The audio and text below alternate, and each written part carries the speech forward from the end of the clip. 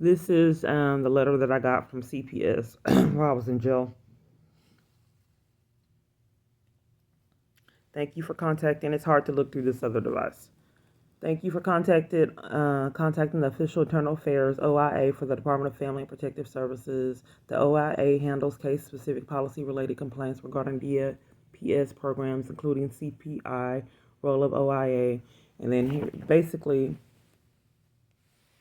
I have reviewed your correspondence, and it appears the actions taken in regarding your custodial rights have been determined through a civil court.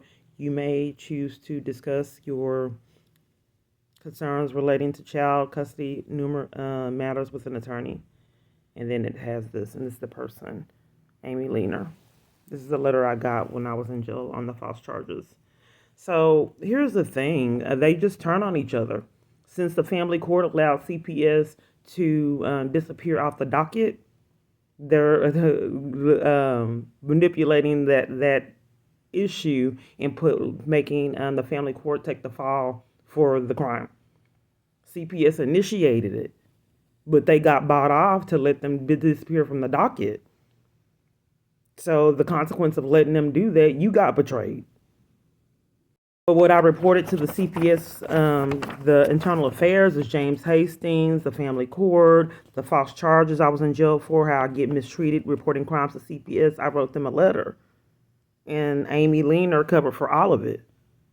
When deprived me of investigation, I told her that I made 30-something reports to CPS and I get mistreated and given illegal criminal trespasses and schemes and cons to keep me reporting the crimes, that multiple government officials took bribes to keep me away from my children, and falsified documentation.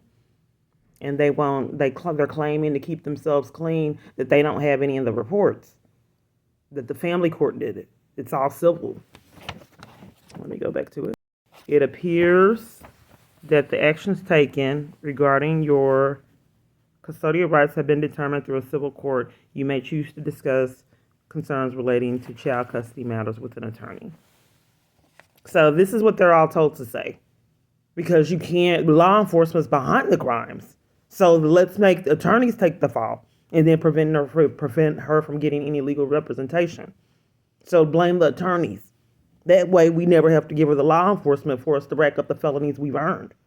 So it's the attorney's fault that we know she'll never get because we just keep going to all locations and using conspiracy to violate rights crimes and preventing every location to enlisting them to deprive her of services.